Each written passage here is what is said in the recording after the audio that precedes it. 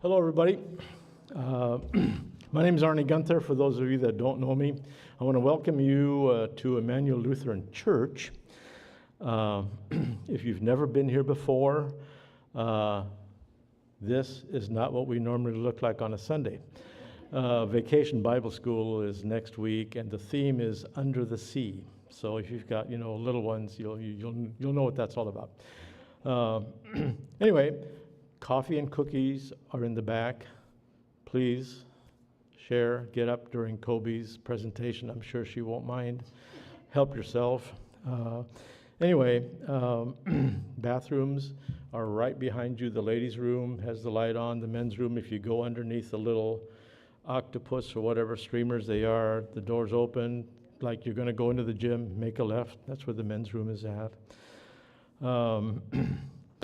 My wife and I met Kobe back in, I think it was January of 2013, when Kathy and I took her Cancer 101 class that was over at the hospital. And I had been diagnosed with prostate cancer in September before that, and then I had my surgery in November.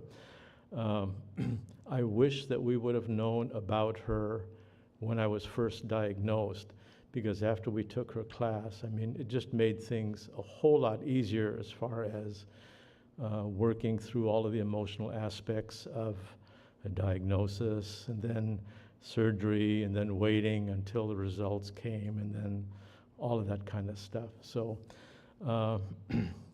we are really glad that we met her, and she's just wonderful. And I think when you leave here, you're going to be glad that you came. So. She has a doctorate in clinical psychology from the University of Illinois at Urbana-Champaign. She's a psycho-oncology consultant for the Providence Regional Cancer System. She's a faculty advisor for Harmony Hill Healing Retreat Center, which is in Union, Washington, and she's on the board of the Genetic Support Foundation. Prior to all of that, Kobe worked for the Washington State Department of Health in the Washington Breast and Cervical Health Program, co-chaired the Survivorship, Palliative Care, and End-of-Life Issues Task Force of Washington Cares About Cancer, and then she also taught at St. Martin's University. Okay. She brought along with her tonight her husband, Dr. Rich Witten. That's Rich over here. Rich is a retired pathologist. He was formerly with Cellnetics. And I looked back on my initial pathology chart from September of 2012, thinking that maybe he and I knew each other before I met Kobe. Well, it was another doctor in the office at the time, so I can't say that. There are no other doctors. So at the end of Kobe's presentation, there'll be time for questions. So please hold any questions, and then I'll come around with a microphone and you can ask your question and all of that. If there's any medical questions, Rich will be here to answer if Kobe is not able to. So please join me in welcoming Dr. Kobe Witten.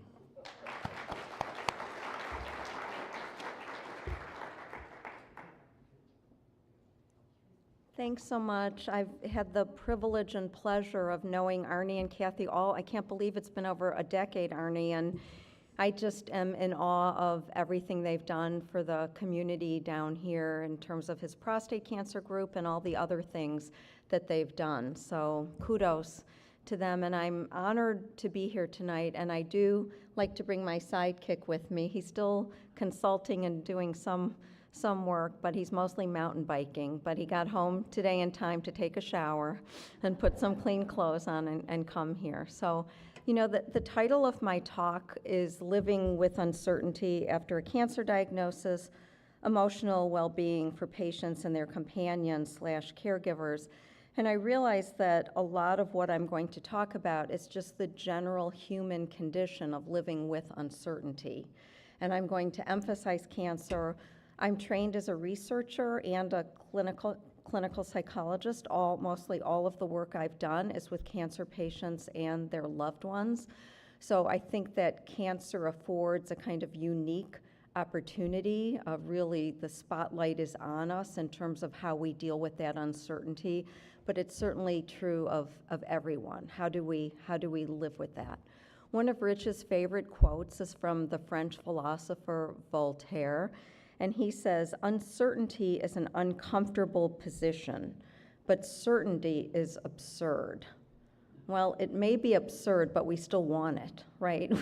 We still desire it. And I'm going to apologize in advance. I'm used to giving talks like this with some slides, even though I never read my slides, so forgive me for looking down, okay?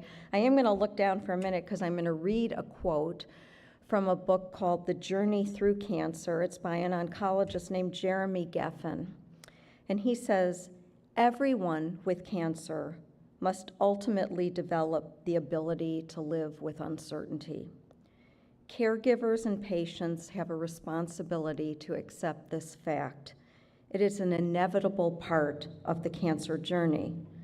The destination is in many ways unknown, and yet no matter the outcome, it is possible to experience love and joy.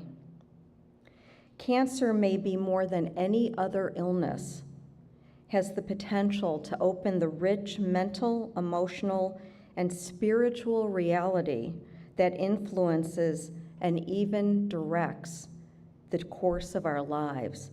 It can be a catalyst to teach us how to live." And in a similar vein, there's a woman, Chris Carr. I saw her on Oprah many years ago. She was diagnosed with a serious cancer at age 31, and she had a website, Crazy Sexy Cancer. And she said, "Cancer isn't a gift because I wouldn't want to give it to you, but it can be a catalyst for living." And you know, like it or not, sometimes the metaphor I think of is cancer, whether it grabs you by your prostate or your thyroid or your breast or your colon, can kind of yank you out of the cave that so many of us live in, where we're like those monkeys, you know, we don't want to hear, we don't want to see, we're kind of in a state of nothing bad's going to happen, and it yanks you out of that cave, and gee, it is scary out there, and it can be painful and uncertain, but it's like a beautiful day in Centralia. It is bright, and you can see Mount Rainier clearly. You can look around you and see clearly, or more clearly perhaps, what is going on, who you want to be with, who you don't want to be with, what you want to focus on. Years ago, when Rich foolishly thought I could learn to love mountain biking, he taught me the rock is there in the path, but if you just look at the rock, you're going to hit the rock. Acknowledge the rock, and then maneuver around it. So thank you, sweetie. You know, cancer, I think, still is the most feared disease in our country, even though heart disease, Alzheimer's, I mean, lots of other bad poop out there. People are really afraid of it. And it's much better, I think, than when I was a little girl. I remember in my family, people wouldn't even say the word cancer. You know, they would kind of whisper it like it was an unspeakable. But we get it. It's scary. So I'm going to hit some high notes tonight of how do we cope with this uncertainty, and there's some big ones, and just some of the bigger ones are getting evidence-based information. What do I mean by that? I mean information about your treatment, your plan that's based on data, that's based on good science.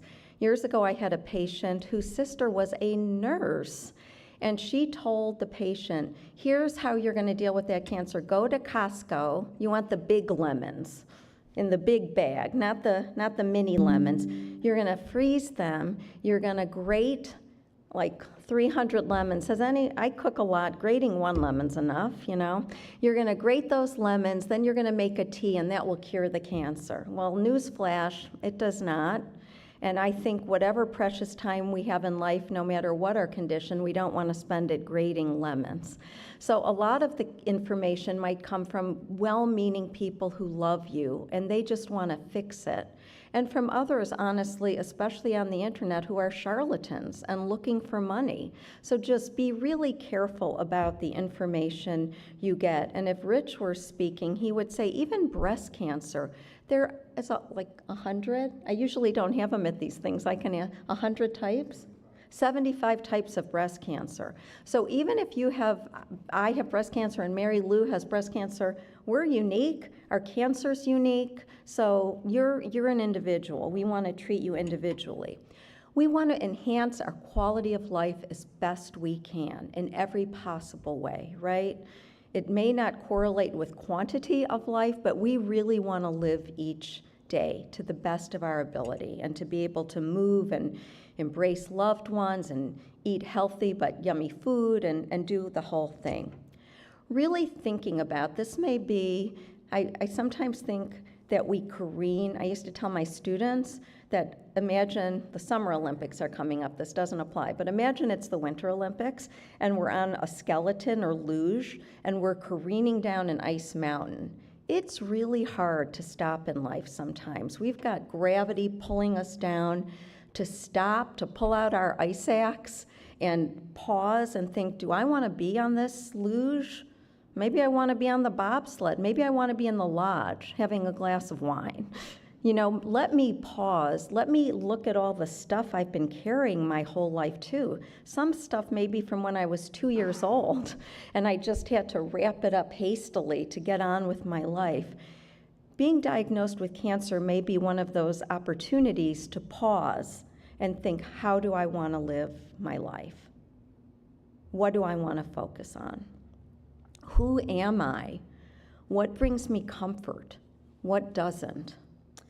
And really, the big one is being here now, right? Ram Dass, Buddhist teacher, tells us, be here now, because now is all we're certain of. So thank you for being here now with me. Thanks so much. We know, as scary as it is, I have to say, I started graduate school in 1981. I'm old. And what we know now is just incredible compared to what we knew then. And so many more treatments, better diagnostics, even in terms of prevention, the HPV vaccine, getting colonoscopies where you can have precancerous lesions removed from you. We're in about the best shape as we can be. Do we have a very long way to go? Yes. But I will tell you that many cancers that used to be considered like get your affairs in order, people are living longer and longer, almost like it's diabetes or heart disease. I have a support group with people with more metastatic disease, and I have a woman in there with metastatic breast cancer who's been here 12 years. We have a gentleman with pancreatic cancer who just passed his 5-year mark. So it's really very different than it used to be, and we can do more. Right now, there are 18 million people in the United States alive who have been diagnosed with cancer at all points along the continuum. And 54 million people worldwide. And we call them survivors. Now, survivor can be a very loaded term. What does that mean? Literally, all it means is anyone ever diagnosed with cancer from the moment of diagnosis until the end of life. Whether you live, my mom actually was diagnosed with lung cancer. She chose not to get treatment. She lived 3 weeks. That was her decision based on quality of life and a lot of other things. There are 2-year-olds with leukemia who live for decades and decades. I mean, it's a very big umbrella. And some of the people I work with really don't like that term survivor. I had one woman say, how about cancer experienced person? Sure. Or aliver or thriver, or the prostate guys in Olympia call themselves warriors. I'm a little wary of the battle metaphors. It just makes me a little bit nervous because people do die. And then does that mean they weren't a good enough warrior? I don't think so. So if it empowers you, yoga, warrior 2 position, if it makes you feel stronger, go for it. But just with these labels, embrace them, don't embrace them. Don't prevent the label if you don't like it from attending an event. June 1st in Lacey at St. Martin's, we had our 10th, I can't say annual because of a 5-year gap, thank you COVID, Cancer Survivor Celebration Day. And that's for everyone. I think people hear the term survivor and they think they need to have no cancer, no evidence of disease. That's not what it means. But I actually prefer the verb surviving, which really I think better represents the active, ever-evolving process. Things change over time with cancer. So just wanted to define that. So this survivor thing is a huge umbrella, and there are different stages of survivorship. I just want to run through those quickly. The acute stage is that initial diagnosis. It might be like, you know those Charlie Brown videos where when the adults speak, all you hear is wah, wah, wah, you can't discern any words. Sometimes after people hear the word cancer, they literally cannot hear anything else. And of course, it's like, you're a deer in the headlights. And that's when you're being asked to make big decisions. When you're stunned, we know that when we're stressed, our cognitive functioning does not work as well as when we're not stressed, and it can be really overwhelming. Also, we know that initial period, especially with insurance companies and appointments, you might feel like you're a ball in a pinball machine. You're just being flung around, and you might not even have time to process what's going on. And I'm going to suggest maybe that's a good thing. You want to save your energy to kind of go on this crazy roller coaster. The next stage is transitional. It's kind of this watchful waiting, maybe if you have prostate cancer, another cancer where you're just like, you know what, it's not doing a lot right now, let's just wait. It might be active surveillance like that. It might be maintenance therapy. You're in this kind of limbo state. I never, ever, ever use the expression cancer-free because I prefer the term no evidence of disease. I've had many patients who have been told they're cancer-free and the cancer may recur. And then their adjustment to that recurrence is complicated by their anger and upset because they thought that was some permanent state. As best we can determine based on blood work or imaging or however we're assessing you, right now we see no evidence of disease. I much prefer that. And that, of course, is everyone's goal, Ned, to be dancing with Ned, right? So that transitional stage, you're not quite Ned. Extended survivorship might be no evidence of disease with no maintenance therapy whatsoever, or maybe you have no evidence of disease, but it's dependent upon you getting that continued treatment. And again, that's more and more common, as I said earlier, kind of living with cancer like a chronic disease. Like with diabetes, you would take your insulin or other medications. So you take whatever you need, and then maybe it isn't working after a while and they try another drug. And now there's targeted therapies and immune therapies. And actually at that June 1st event, we had Anish Khandy, one of our medical oncologists, and Justin Susko, who is one of our radiation oncologists, and they both expressed a lot of optimism and hope about what's on the horizon. We then have these permanent survivors. You might be cancer-free and free of cancer, right? I don't think about it. It was a blip. It was like I got a new hip. That was over. The cancer came. It was treated. It's gone. Then his woman I worked with said, I'm cancer-free. Let's say I'm netting, but I'm not free of cancer. I still have issues with range of motion or lymphedema or financial hardship or family issues or neuropathy or all the other little, flotsam and jetsam that comes along with that. Maybe years into netting, you're still a cancer patient. This is my identity. I have some people in one of my support groups who have been netting for 10 years, but they still come to support group. It's almost like going to AA, you keep doing it. There are some themes for these long-term survivors. As I mentioned, that's life, very matter-of-fact response, didn't really have a huge impact on me. Also, like, it could be, boy, I realized I was in a job I detested. I realized that I really wanted to repair the relationship with my sister. This was just a reminder to me that we don't know how long we have here. How can I live my best life? For some people, it's just relinquishing control. When I was in graduate school, I worked with a gentleman who had a fear of flying. Well, let me just say, as a result of going up in this 4-seater plane, up and down, and we couldn't go high up because he was afraid of heights, Kobe developed a fear of flying. So I did not help him, unfortunately. We went over a field that had been crop dusted and the plane dropped, and it was the scariest thing I've ever experienced. But when I get on a plane, I'm actually calm. After gripping Rich's hand for the takeoff, I'm just like, I can't do anything about this right now. I'm just going to let go. So some people respond that way. Some people have a lot of resentment and anger. Why did this happen to me? What did I do? I will tell you 1 in 2 men and 1 in 3 women will be diagnosed with cancer in their lifetime in this country. 1 in 2 men and 1 in 3 women. So I'd go to Vegas, and I'm not a gambler with those odds. Why is that? For the most part, cancer affects older people more. And so the older we get, the more likely we are that there's going to be a boo-boo as our genes, as our DNA replicates. Rich did a lot of research in Malawi and Africa on malaria, and there cancer is not the #1 disease. Infectious diseases, right? Malaria, TB, HIV. So I guess one of the costs of the benefit of getting older is dealing with an increased risk of cancer. So I mentioned it's really important to know who you are.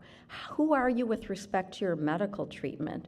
Are you a maximalist? Do you give me the whole, I'll take one from every column, Are you a minimalist who would rather not see the doctor a lot or intervene a lot? And what kind of style do you like? I think with this crowd, so if I said Marcus Welby, do you know who he is?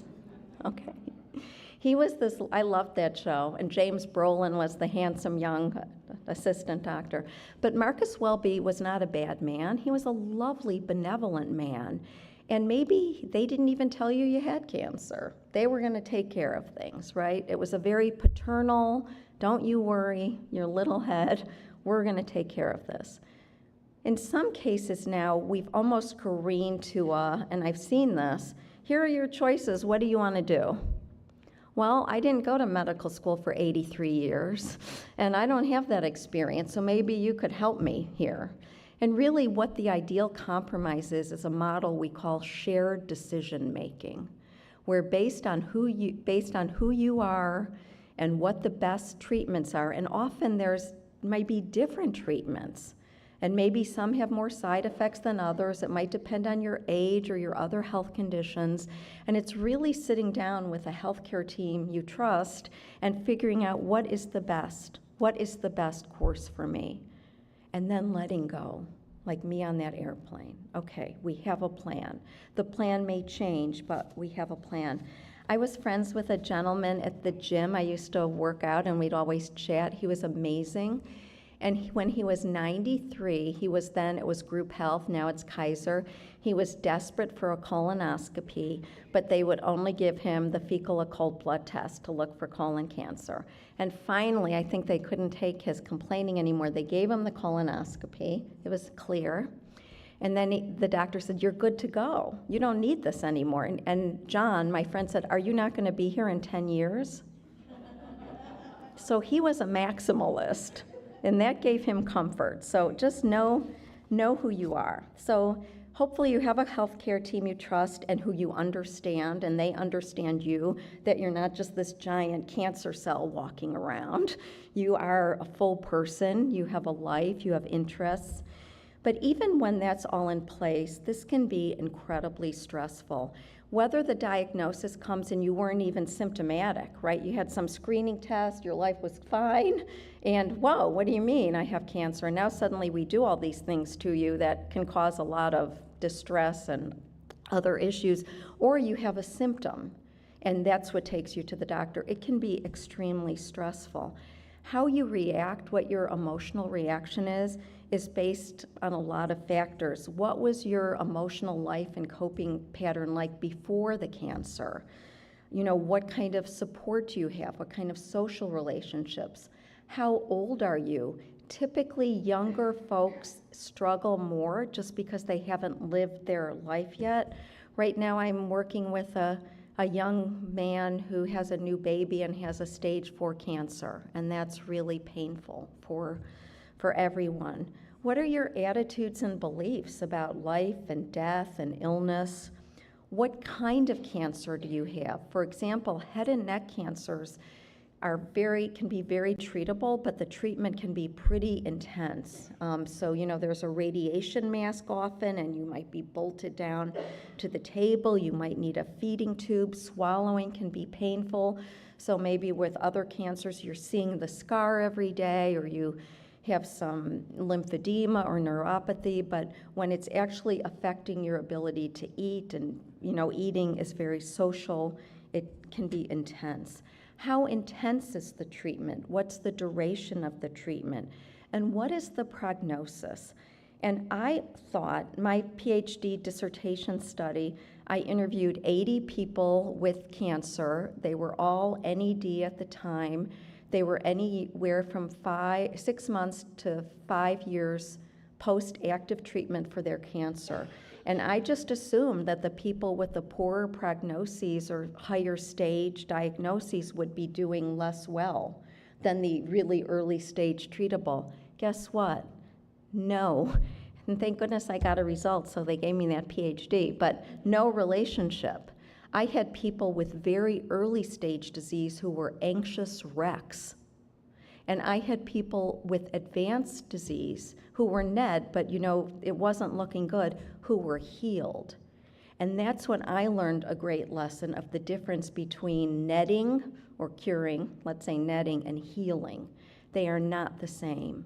You can be healed and have active disease in your body. So that was monumental for me, and it really emphasized for me the quality of life. Of course, everyone's goal when diagnosed is to get to NED. Also, past events, maybe you had a loved one or friend die of cancer or suffer, that you're reminded of that. You've been depressed or felt suicidal in the past. You have other anxiety, other emotional issues, or physical health issues. You know, unfortunately, cancer doesn't happen in a vacuum, like, oh, this person's daughter is an alcoholic and they just lost their job. Let's not present ourselves right now. Life goes on. It's not in a vacuum. Perhaps you have a history of drug or alcohol abuse, and that's how you self-medicate. That's how you soothe yourself. There may be other family or social issues. Maybe you have bad memories of you're a war veteran and you have PTSD. And I mean, you know, you name it, there can be a myriad of things you come into that diagnosis with. And I think a key here is to remember that our emotional adjustment can significantly lag behind our physical recovery. And I'm going to talk more about that. One of the things that sometimes happens when treatment ends, or maybe there's a lull in treatment if treatment never ends, is unexpected stress. I've had many, many people say, I'm getting surgery, chemo if you're getting that radiation, and then it's ending. So on June 30th, everything will be back to normal. Well, I don't think I need to tell anyone in this room, it's not going back. The river goes in one direction, right? You're not going backwards. You can go forwards, but that's a kind of unrealistic expectation that makes the adjustment harder. Maybe you feel relief. Maybe you've rung the bell in the chemo room and you feel I'm done with that, and some joy, and I got through that, and that's beautiful. But you may also be feeling abandoned. We were seeing you a lot. Maybe if you were getting radiation, we were seeing you every day during the week. And suddenly you're given maybe a mug, that's what we used to give, and said, good luck. See you in 3 months, take care. Oh my gosh, well now what do I do? What do I do now? I'm not getting that radiation or that, you know, stuff in my veins, which I didn't want, but it was really maybe fighting that disease, and now what? What's going to happen to me now? And unfortunately, we're not seeing you regularly anymore. Others around you may be so ready for you to get back to normal. You look great. What's the matter? They told you were fine. Why are you still worried? It's over. It's not over. I would argue in some ways it's just beginning. That pinball machine experience that that kind of keeps you from really thinking, yikes. It's almost like you were in these big scary woods and you come out of the woods a bit and maybe you regain some emotional and physical strength, and then you can look back and think, yikes, what did I go through? What happened to me? What could have happened? What's going to happen? And unfortunately, often what happens is those around us have set their patient meters. Kobe's treatment's ending this day. She's not getting a casserole after that. It's over. It's really not over. You may be having feelings of grief and loss. You may have survivor guilt. Maybe there were compatriots in the treatment room who didn't make it and you did, dealing with that. Maybe you're looking back and thinking, should I have had that treatment? Maybe I should have had that other treatment. Some kind of buyer's remorse. There may be, as we've said, bodily changes, physical limitations as a result of all of that, coming to terms with all of that. And this is the biggie, and this is what my dissertation was on, fear of recurrence, if you are a NED, or fear of disease progression, if you're kind of in that state. And this is the biggie. It's, there was a book in the 80s called The Damocles Sword Syndrome. And the story of Damocles. He said to Dionysus, the emperor, wow, it is so cool to be emperor. And Dionysus said, not really. Come on over for dinner. So Damocles came over for dinner, and he's seated under, imagine if there was a giant sword hanging from a horsehair. And Damocles goes, what's the deal, And Dionysus said, this is what it's like to be emperor. You never know when the sword's going to fall. And so that's kind of a metaphor for what some people feel like after cancer. I don't know. How do I live with this? What's with this horsehair? When's it going to fall? You might have what we call scanxiety.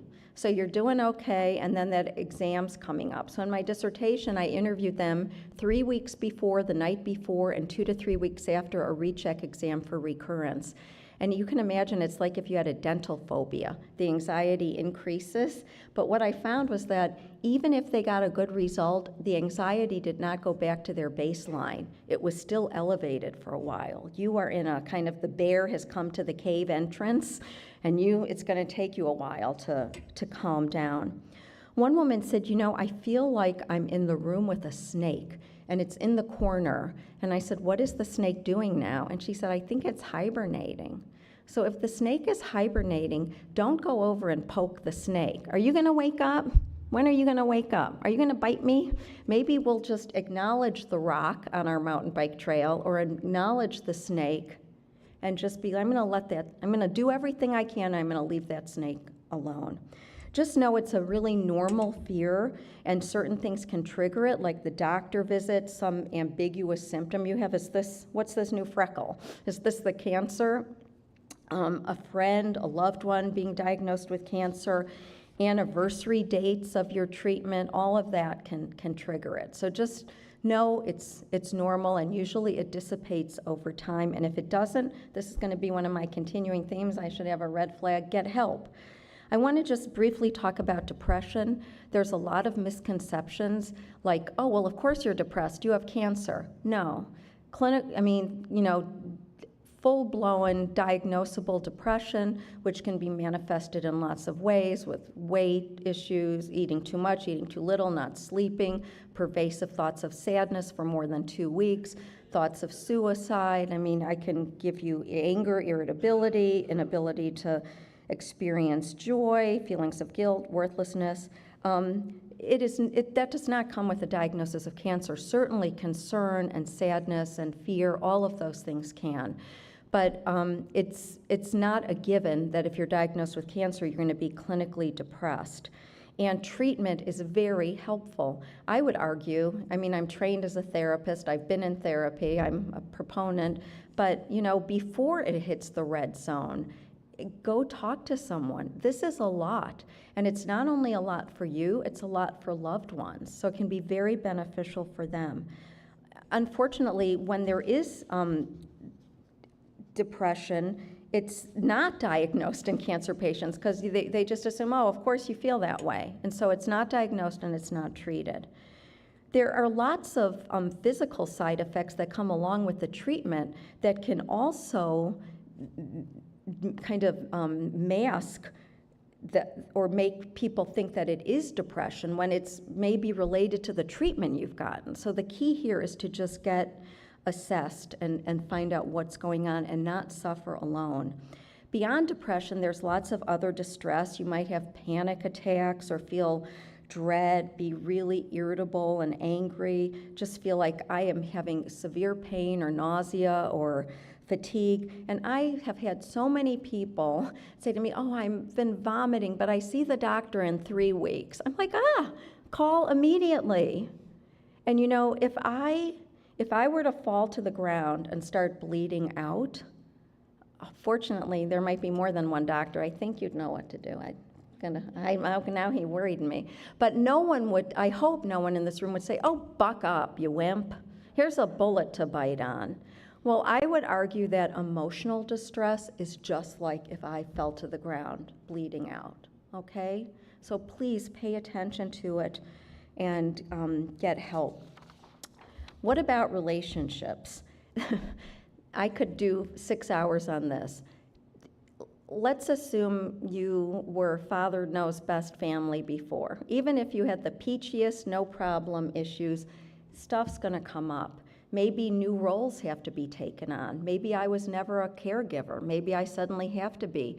Maybe I'm really grumpy now. I'm getting this treatment, or I have prostate cancer. I'm on hormone treatment, and I'm angry and crying and who knows what. Maybe this has disrupted us financially intensely, and it's really worrisome. We're worried. Maybe our whole family system changes. Maybe we have little kids. Maybe we have older kids. Who do we tell? How do we tell them? Maybe if someone said to me years ago, you're going to be diagnosed with cancer, who do you want to be on? Who's going to be on that roller coaster with you? And I would have said Rich and Arnie and Kathy. And then I am diagnosed, and of course this isn't for real because they all would be in the roller coaster with me helping, or on the side helping. But maybe none of them can show up because of their own fears and our culture's inability to deal with serious illness and death and say the wrong thing. When people say to me, what should I say? I go, you don't have to say anything. I'd rather you say nothing. Give them a hug. Clean up the dog poop in their backyard. Leave them a meal in a disposable container and say, do not write me a thank you note. Send a funny movie over and say, if you want to watch this together, let me know. You're not going to fix it. You want to offer comfort. And also know if I just can't deal with this, I'm freaking out myself, my mother died of cancer, this and that, you can do other things to offer support. One of the worst two bad things, is where we hide our feelings to protect others. Call this protective buffering. So let's say I was the one with cancer and Rich and I are lying in bed and about to go to sleep, and I'm thinking, I am so afraid I'm gonna die, or I'm worried with this neuropathy, will I ever feel again? And I'm like, but I don't wanna worry him. He's got enough on his plate. And conversely, he's thinking all these things. I don't wanna say this to her. I understand it, but there's a cost there because we now have a brick wall between us, right? And one of the things I mentioned earlier was the opportunity to be really close and really connect. I call it accelerated authenticity. I felt this the first time I went to Harmony Hill. We are out of the cave. Our bear skins are off. We are in a place where we can really connect and do the hokey pokey, do the big stuff, right? This is an opportunity. So even if you can't talk to your nearest, dearest about certain things, talk to a pastor or a minister or a rabbi, see a therapist. We have great resources, no cost through Providence, and happy to tell you more about those. The other thing that I'm like, please don't do this, is pretending to be cheerful just to make other people feel better. There's no data that pretending to be cheerful when you're not feeling cheerful is good for your health, physical or emotional. That doesn't mean if you're crying every day for days that I don't want you to get help. But when you pretend to feel stuff you're not feeling, there's a cost to it. You get to choose who you want to share with. That doesn't mean everyone you see. You're going to go, here, let me tell you, because we know how that goes, when people say, how are you? But please, the protective buffering and the inauthentic cheerfulness. I talk a lot about sex, much to our children's horror. And all I'll say is, does anyone know what the most important organ is for sexuality and intimacy? Your brain, right. So whether you're interested, whether this has affected you sexually and you would like to go back to a robust, full-blown sexual relationship, whether you just want to cuddle naked or hold hands or get a massage or give a friend a hug, the chemicals and hormones that are released when we touch or get touched are critical to us feeling less alone. And lots of research shows that no matter how much support cancer patients get, they report feeling isolated and alone at times. It can be a very isolating journey. So I've got lots of sexual resources. I know it's not so easy to talk about at times, but one time, I guess like 8 years ago, I gave a talk and I talked more about sexuality, and then like a few years later, we were in Costco, and this couple in their 80s came up to me and they each grabbed one of my hands and they said, honey, we heard you talk. You talked about sex. We went home and we tried it again and it worked. So we just want to thank you. So if I've done nothing else in life, I've done that. I want to talk about caregivers' companions. I don't really love the word caregiver because on certain days you're not a caregiver, you're a companion. And in fact, if you try to be a caregiver all the time when your loved one can do things, you're just infantilizing them. They're not a baby. You don't want to do that. So I kind of prefer the word companion. But of course, all of this affects you on every level. And you know what the flight attendant says, right? If you're on that plane and you need that oxygen mask, should I put it on Rich first if he's in distress? No, sorry. You put it on your own mouth first. Because if you're not, even if you're with an infant, if you're not breathing, if you're not taking care of yourself, you can't take care of anyone. So please, move your tushies, eat well. Your tushes, you're behind. Just take good care of yourself because you need to be okay. Lots of data. In fact, Gretchen Schade, the director at Harmony Hill, has had cancer twice, and she cared for her mother. She said being the companion was harder. I have no control. I don't know what kind of mood she'll be in each day. It's not my treatment choices. I have to live with hers. So please, take good care of yourselves. So continue also to be a spouse or partner. Are you allowed to get angry with someone if they have cancer? Maybe not in that deer in the headlights phase, but if they're going to stick around a while, you're going to explode. One of my favorite quotes is from Mark Nepo. He's great, and he says, what is not expressed is depressed. So I'm not suggesting you yell or be a bad, it's really important that your needs be met too. And you say, I know you're on this treatment, I can sense it's challenging, and I'm not sure what to do. Just, don't try to fix. It's taken some of us a long time to learn that lesson. Don't try to fix, okay? Listen, love. And of course, as I've already said, the end of treatment doesn't mean the end of issues. Okay, so get ready. I'm going to rip through coping strategies to deal with uncertainty, to deal with everything. And, Dak Prescott, the Cowboys quarterback, I watch a lot of sports, and you know how Peyton Manning used to go, Omaha, Omaha, or whatever those things they say. Well, Dak just says in the most unemotional voice, okay, here we go. It doesn't sound inspiring, so I'm going to go, okay, here we go. Here are these coping strategies. And it's not just for the person with cancer, it's for the companion, it's for everyone. Accept that uncertainty is unfortunately an inevitable part of the cancer journey. That's where we began, and of life. Get evidence-based information and an expert health team you can trust. And I know that's more challenging than ever. Finding a primary care doctor is like finding a needle in a haystack right now. I understand.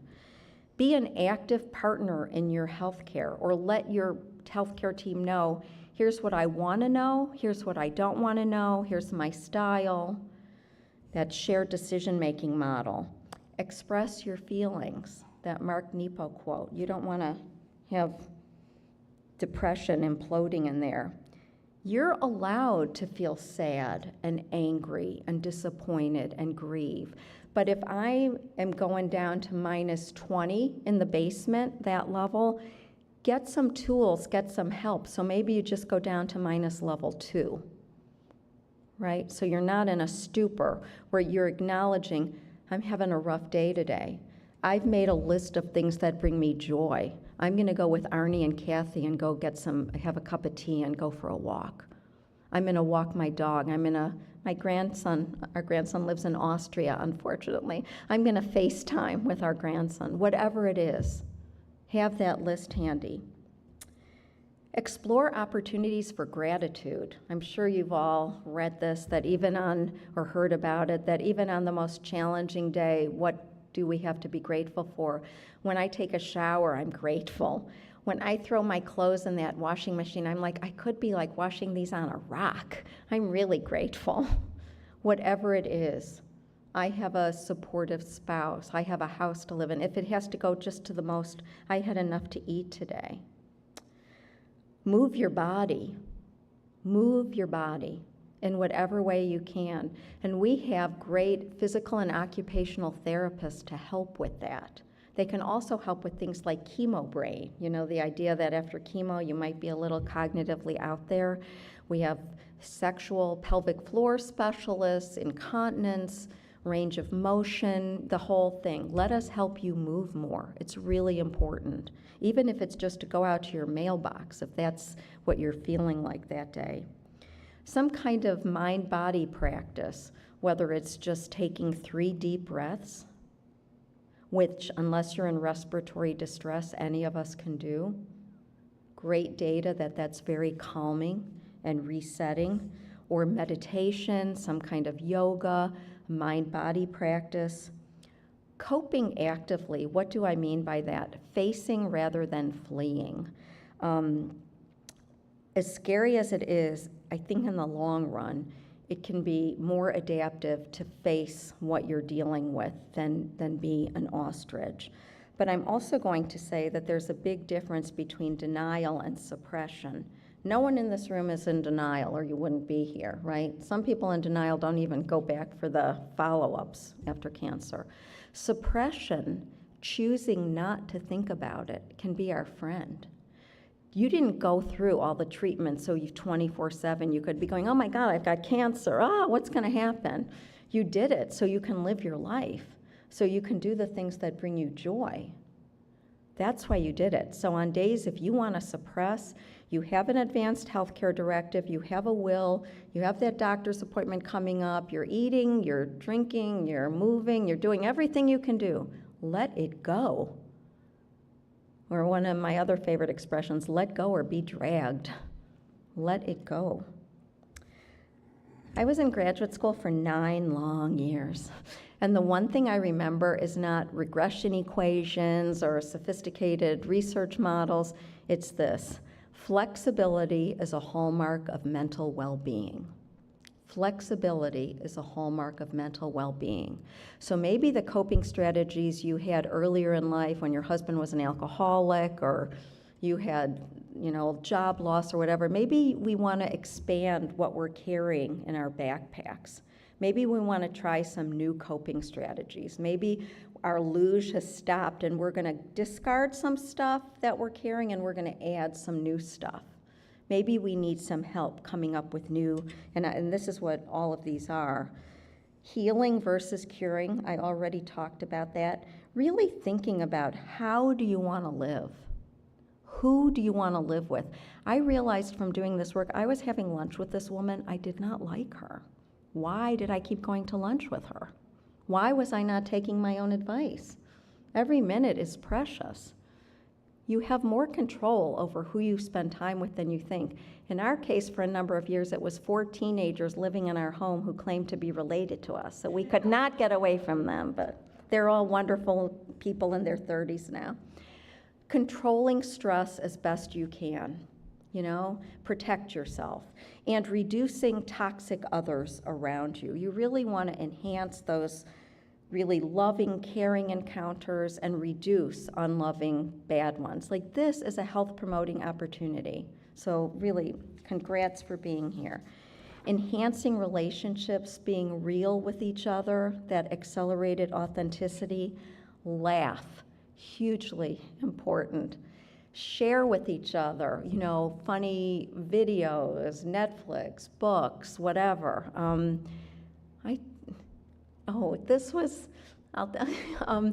Our keynote speaker for June 1st, Conan Coonan, he's Irish, but he's from Chicago, and I was really upset with someone recently who didn't follow through on helping with the June 1st event. And he said, and I'm from Chicago originally, which you might be able to tell when I say Chicago, but he said, Kobe, do you want me to bring anything from Chicago? And I said, could you bring a voodoo doll? Because I want to impose this woman's face on there. And you see, I still need work to do in terms of letting go. But he laughed and he said he had just heard this joke. So this woman yells down to her husband and says, honey, do you feel like someone's like stabbing you with needles, almost like you're a voodoo doll? And he said, no. And then a few minutes later, she yelled down and said, do you feel it now? I love that. So laugh. Start a journal. I was an undergraduate at University of Virginia, and I worked with a guy, Jamie Pennebaker, who went on to University of Texas, and he's all over the news. He's done a tremendous amount of work on journaling.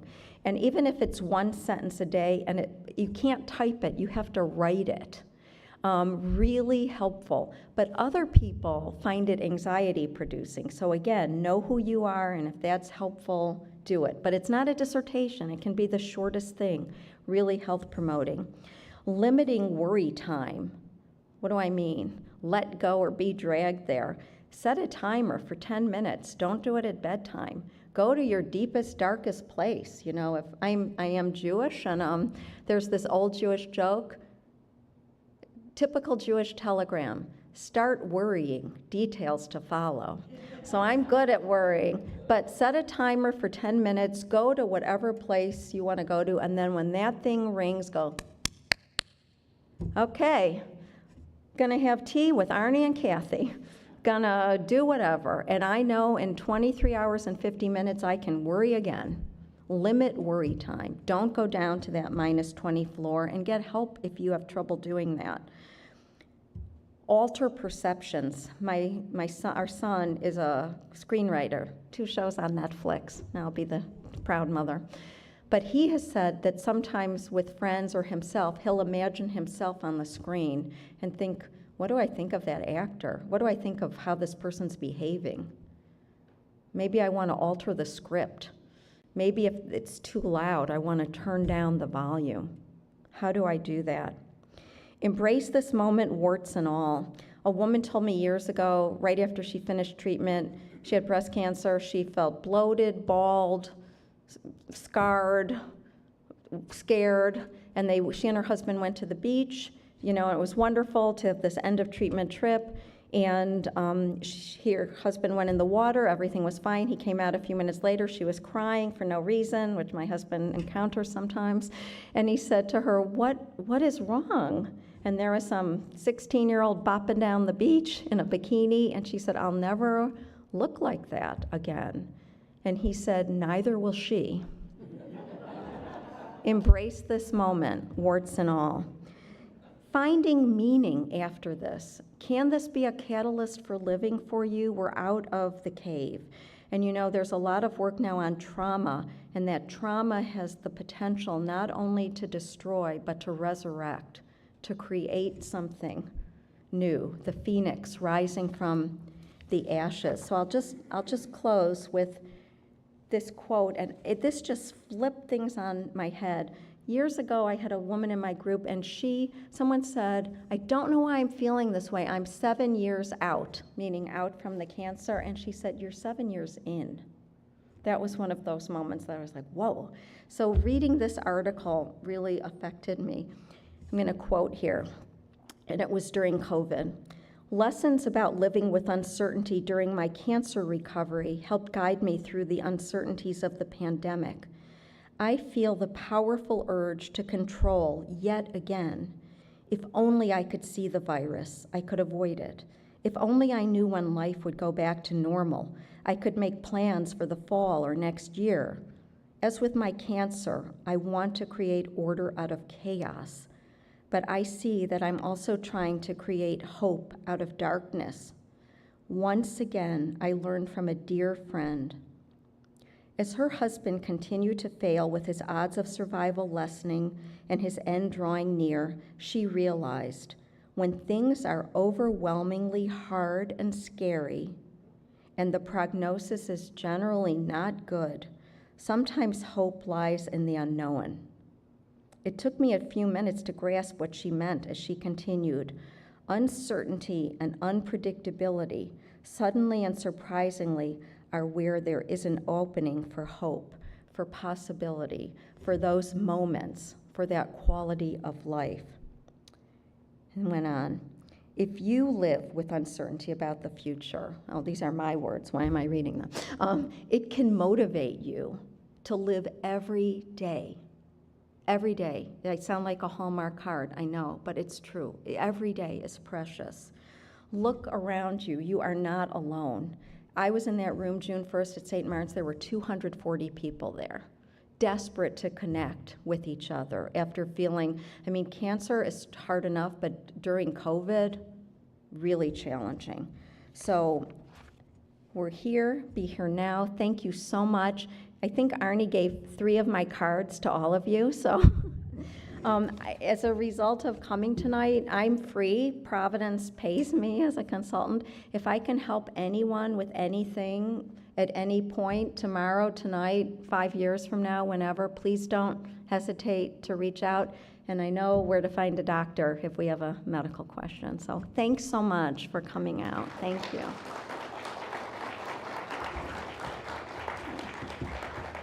And any questions, and then we'll stick around after if you'd rather ask me something or ask us privately. So.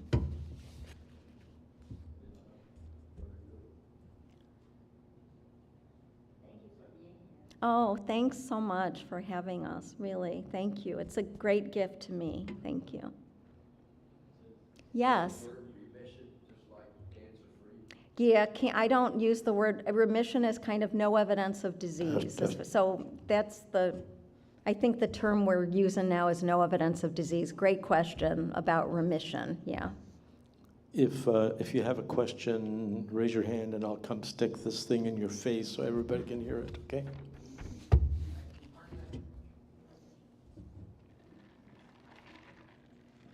You had mentioned there's counseling, free counseling through Providence? Yeah, so. Do you have to have been treated there No. to get that? Anybody could walk in and get that? You don't even have to walk in. Our counselor's name is May Kessler, and you can get up to 6 free sessions of counseling, and it's not just for you, it can be for a loved one. And she can do that over Zoom or in person. She's spectacular.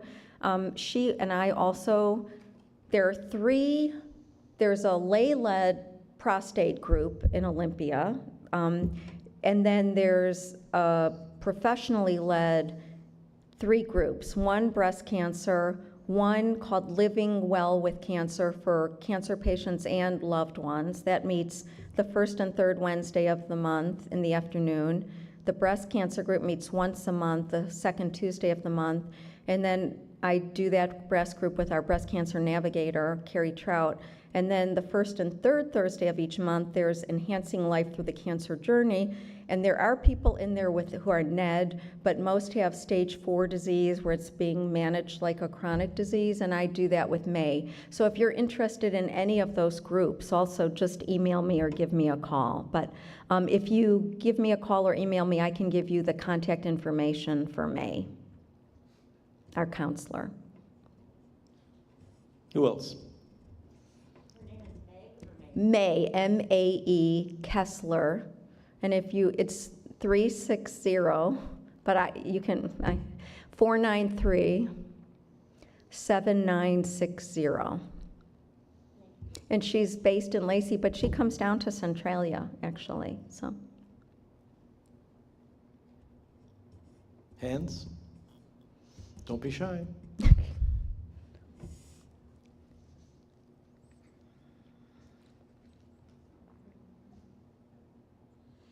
Do you ever do workshops or CEs for mental health professionals to become more, competent in helping people?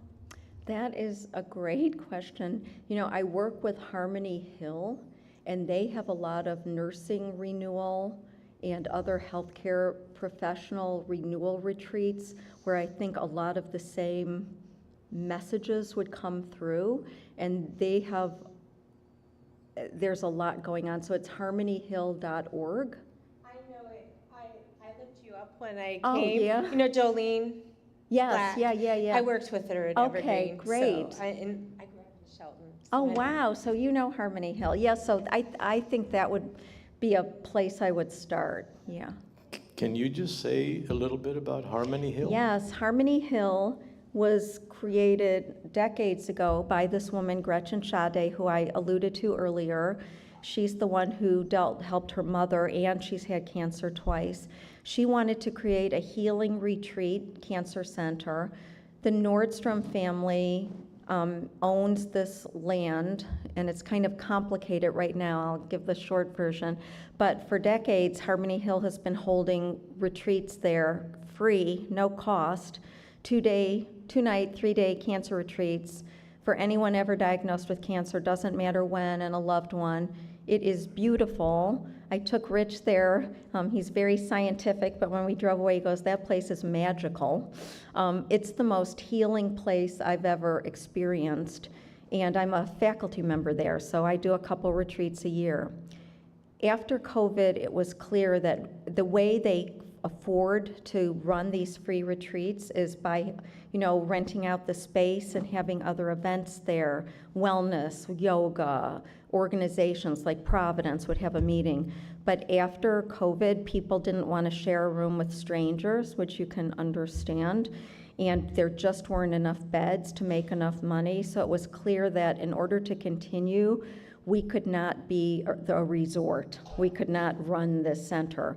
So John Nordstrom is selling the land, but we're very much hoping that the Episcopal Church next door buys the land. We'll know in August, in which case we would rent the space back and not have to fix pipes or roads or do any of that. But also we realized that we need to expand Harmony Hill's reach. So there's a metastatic retreat in Federal Way at this place called the Palisades coming up. There's virtual retreats once a month online, so it's 4 hours, either morning, afternoon, or 2 days. But I'd highly recommend going for the full-blown retreat because they feed you incredibly well and it's beautiful. You could do the virtual retreat and still be eligible for an in-person retreat.